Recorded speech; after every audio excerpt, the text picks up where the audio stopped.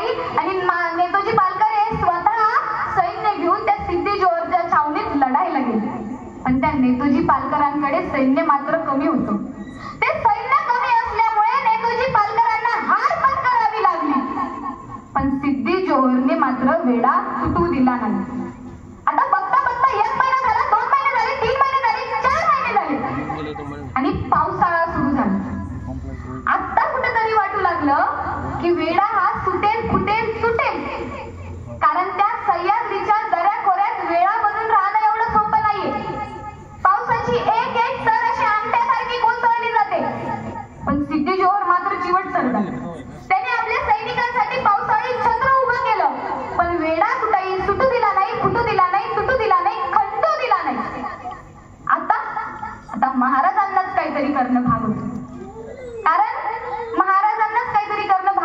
कारण की तिकडे सिद्धी जोहर स्वराज्याचं पण प्रचंड नुकसान करत होता. मग महाराजांनी काय केलं? शिवा काशीद नावाचा मावळा हुबेहूब महाराजांसारखा दिसायचा. तशीच दाढी, तसाच चालला, तसाच बोलणं, हुबेहूब महाराजांसारखा दिसायचा. शिवा काशीदांना महाराजांचं वेषांतर करायचं. शिवा काशीदांना पालखीत बसवायचं आणि ती पालखी गळ्याच्या खाली उतार करायची. ठरलं आणि शिवा काशीद त्या मृत्यूच्या पालखीत बसायला हसत हसत तयार झालो. ह्या समर्पणाला म्हणतात मावळा. शिवा काशीद त्या पालखीत बसले आणि ती पालखी गडउतार करण्यात आली. आणि पालखी जेव्हा खाली उतरत होती ना, तेव्हा त्या मसूद खानाच्या सैन्यानं मसूद खानानं ती पालखी पकडली. त्या सिद्धी जोहरच्या सैन्यानं ती पालखी पकडली आणि मसूद खान जेव्हा त्या पालखीचा दरवाजा उघडतो ना, तेव्हा तो मसूद खान प्रचंड खुश झाला. तो म्हटला की आजपर्यंत फक्त ऐकलो होतो की छत्रपती शिवाजी महाराज कसे दिसतात. आज पाहिलं, अरे तुम तो शिवाजी हो ना, का जा रहे थे भाग कर, आ गए ना गिरफ्त में, असं म्हणून तो प्रचंड खुश झाला. कारण ज्याच्यासाठी आपण आपल्या लेकरा बाळांपासून एवढे लांब आहोत, ज्याच्यासाठी आज आपण इथे एवढा मोठा वेढा बनून बसलो आहोत, शेवटी तो शिवाजी सापडला. आणि ही बातमी वेड्यावर पूर्ण वाऱ्यासारखी पसरली आणि वेड्यात आनंद उत्सव साजरा झाला. आणि याचाच फायदा महाराजांनी आणि महाराजांच्या 600 मावळ्यांनी घेतला. महाराज आणि महाराजांचे 600 मावळे गडउतार झाले. त्या रात्रीच्या काळोख्यात महाराज आणि महाराजांचे 600 मावळे हे गडउतार झाले. पण आता पोहोचायचे पन्हाळगडाहून विशालगडावरती. पन्हाळगड विशालगड अंतर आहे 64-65 किलोमीटर. त्यांच्याकडे घोडे नाही आहेत बरं का. कारण घोडा हा प्राणी आवाज करतो आणि त्या आवाजानं शत्रूचा सैन्य जागा होईल म्हणून त्यांच्याकडे घोडे नाही आहेत. त्यांच्या पायात चपला नाही आहेत बरं का. कारण की त्या चपलांनी सुद्धा पावसाच्या चिखलाचा आवाज येईल आणि मग शत्रूचा सैन्य जागा होईल म्हणून त्यांच्याकडे चपला सुद्धा नाहीये. त्यांना पळायचंय 64-65 किलोमीटर पळायचंय. विशालगड जवळ करायचंय, पळायचंय. आपल्या राजासाठी पळायचंय, आपल्या धनासाठी पळायचंय. आपला राजा वाचला पाहिजे, आपलं स्वराज्य वाचलं पाहिजे. पळतायत आणि पळता चिखलाच्या पायाने नरम झालेल्या पायामध्ये एखादा काटा असा सरकने घुसायचा, वेदनांचा कल्लोळ व्हायचा. पण वेळ मात्र एवढा नाहीये रडत बसायला, तो पाय धरून बसायला. पळायचंय, आपल्या राजासाठी पळायचंय. आणि इकडे शिवा काशीदांचं काय झालं? शिवा काशीदांना त्या सिद्धी जोहरकडे नेण्यात आलं. सिद्धी जोहरने पाहिलं, अरे आपल्यासोबत खूप मोठा धोका झालाय. सिद्धी जोहर प्रचंड वैतागला, संतापला.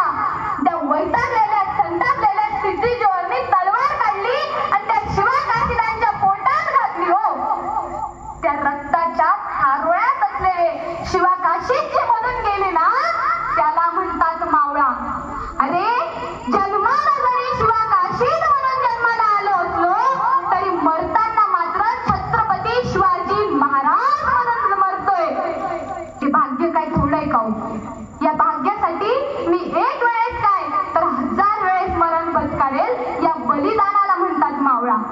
मावळा होणं एवढं सोपं नाही. आणि तिकडे महाराज आणि महाराजांचे 600 मावळे हे जीवाच्या आकांताने पळू लागले. पळता सकाळ झाली. मावळ्यांचा वेग मंदावला आणि मंदावल्यानंतर तिकडे त्या मसूद खान हे 5000चं सैन्य घेऊन निघाला. 5000चं सैन्य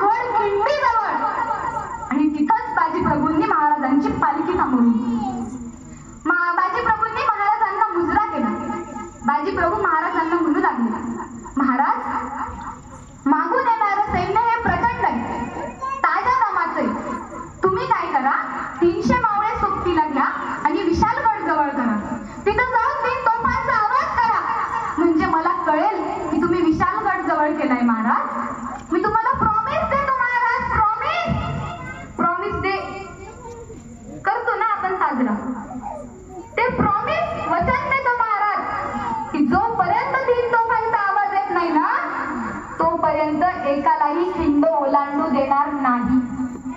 महाराजांना ही कल्पना आवडली नाही. मिळून लढू, अरे लढे सिपाही और नाम सरदार का, अशी पद्धत स्वराज्यात नाही. पण त्यावरती बाजी प्रभू म्हटले, महाराज लाख मेले तरी चालेल पण लाखांचा पोशिंदा मात्र जिवंत राहिला पाहिजे. आणि बाजी प्रभूंचं महाराजांना ऐकावं लागलं आणि महाराज 300 मावळे सोबतीला घेऊन विशालगडाकडे निघाले. आता 13-14 किलोमीटर अंतरावरती विशालगड आहे. विशालगडावरती पोहोचणं एवढं सोपं नाहीये बरं का, कारण की विशालगडाला सुद्धा वेढा पडलाय, फितुरांचा वेढा पडलाय. पण इकडे बाजी प्रभूंचं काम मात्र अवघड झालं होतं बरं का. बाजी प्रभू आणि ते 300 मावळे, पुढून येणारं 5000चं सैन्य. पण बाजी प्रभू त्या मावळ्यांना म्हणतायत जोपर्यंत तोफांचा आवाज येत नाही ना तोपर्यंत एकालाही खिंड ओलांडू द्यायची नाही. आणि मग काय ठरलं आणि मग गर्जना झाली, हर हर महादेव, हर हर.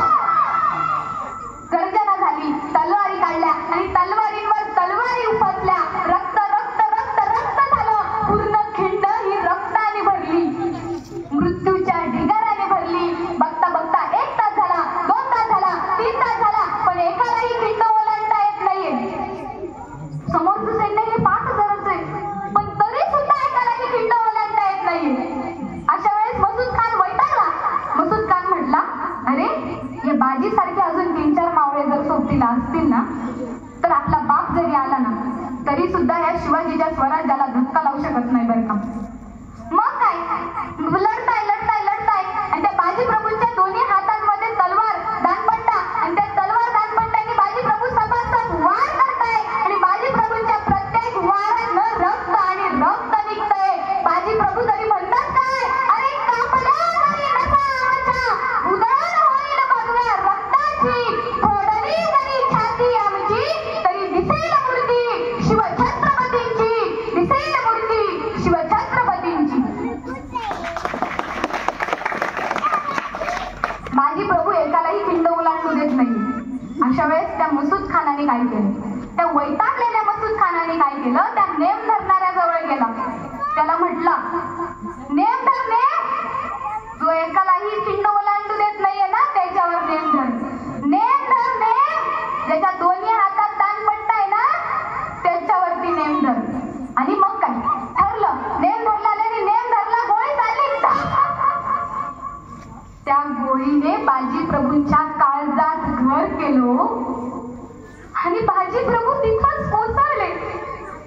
उरलेले मावळे त्या बाजी प्रभूंना माघारी नेत आहेत. आणि मग काय कुठेतरी बाजी प्रभू कोसळले, बाजी प्रभू बेशुद्ध झाले. थोड्या वेळात बाजी प्रभूंना शुद्ध आले. बाजी प्रभू म्हणू लागले, झाला तोफांचा आवाज, पोचले महाराज गडावर. मावळ्यांच्या नाकारार्थी माना फिरल्या आणि बाजी प्रभू पुन्हा उठले. बाजी प्रभू म्हणू लागले, अरे तोफांचा आवाज अजून आला नाही म्हणजे माझे महाराज गडावर पोहोचले नाही. बाजी प्रभूंनी पुन्हा हातात तलवार घेतली आणि त्या खिंडीतून बाहेर पडू लागले. जेव्हा बाजी प्रभू त्या खिंडीतून बाहेर पडत होते ना जणू काय त्या मसूद खानाचं सैन्य असं धराधरा कापत होतं. त्यांना घायल झालेला सिंह त्या खिंडीतून बाहेर पडताना दिसत होता. आणि तेवढ्यातच धाक धाक धाक 3 तोफांचा आवाज झाला. महाराज गडावर सुखरूप पोहोचले. बाजी प्रभूंच्या चेहऱ्यावर हास्य फुललं आणि बाजी प्रभू तिथंच कोसळले. हो, त्या समर्पणाला म्हणतात मावळा, या देह बलिदानाला म्हणतात मावळा. तिकडे विशालगडावरती महाराज बाजींची वाट पाहतायत. महाराज म्हणतायत, कुठे माझं बाजी? विशालगडावर होते महाराज, बाजींसाठी व्याकुळलेले. बाजी आले पालखी मधून अंग अंग विखुरलेले. बाजी आले पालखी मधून अंग अंग विखुरलेले. तोफांचा आवाज होत मृत्यूलाही हवेसे वाटे. गेले बाजी, 300 मावळ्यांनी पराग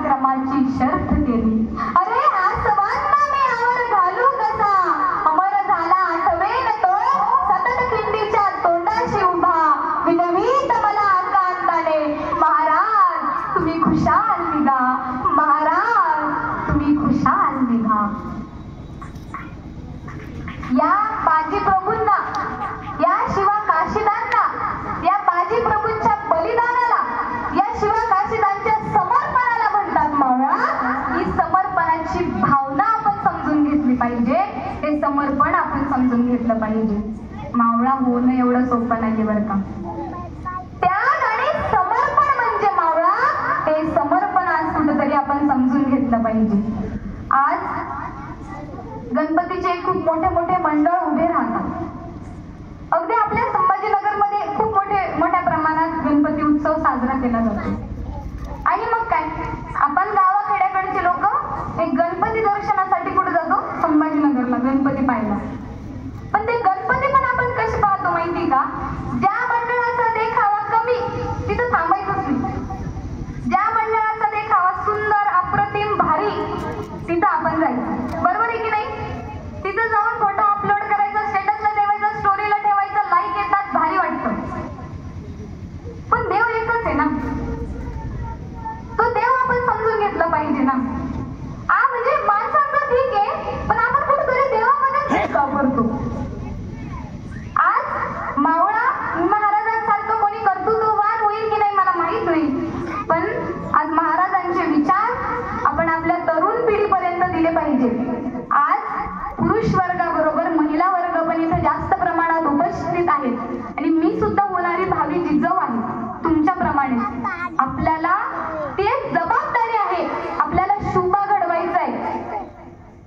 कारण लेकरांनी काही बी केलं तरी बाहेर म्हटलं काय जातं, आईने शिकवलं नाही का. सासरी लेकीला